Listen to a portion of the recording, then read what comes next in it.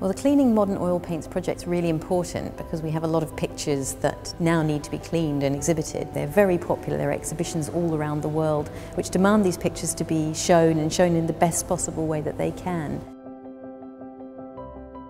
There are a number of reasons that modern paintings are proving difficult to conserve or challenging to conserve. Some of those reasons include the broad range of materials that artists are using in the 20th century and the way they may experiment with materials. So the problems we're encountering on these paintings are glossy areas, matte areas, cracking, powdery areas.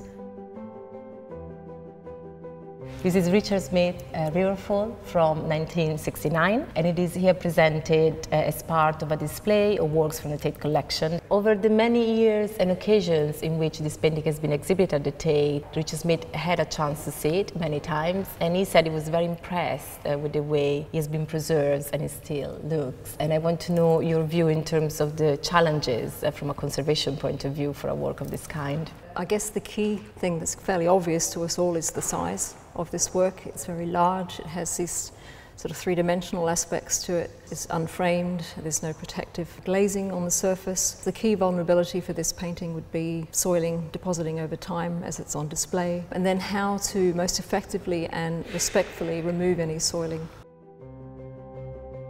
There are many factors which have affected the composition of modern oil paints. This includes the use, for example, of new pigments that are often developed for the car industries or the printing industries initially, and also changes that relate to health and safety legislation.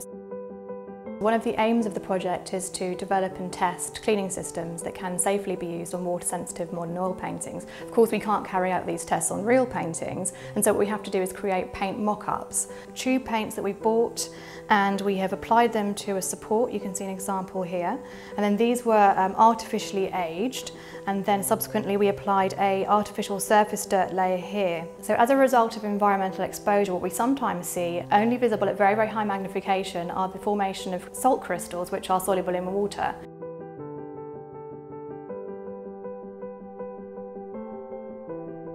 In some cases with modern oil paintings we can use established cleaning methods.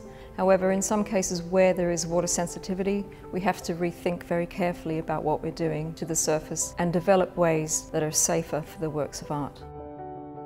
But what can actually happen with water-sensitive paintings is that as we carry out cleaning, perhaps using a cotton swab and some water or water-based cleaning materials, you get removal of pigment along with the surface dirt, and we obviously don't want that.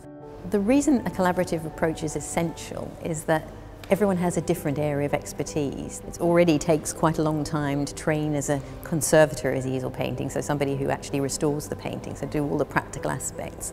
But as part of that, it's very rare that you have others who can do analysis of the paint. So what we need are people who can do very good analysis of paint. They understand the molecular characteristics and structures of paint films. They can understand how paintings change, colour changes or surface changes.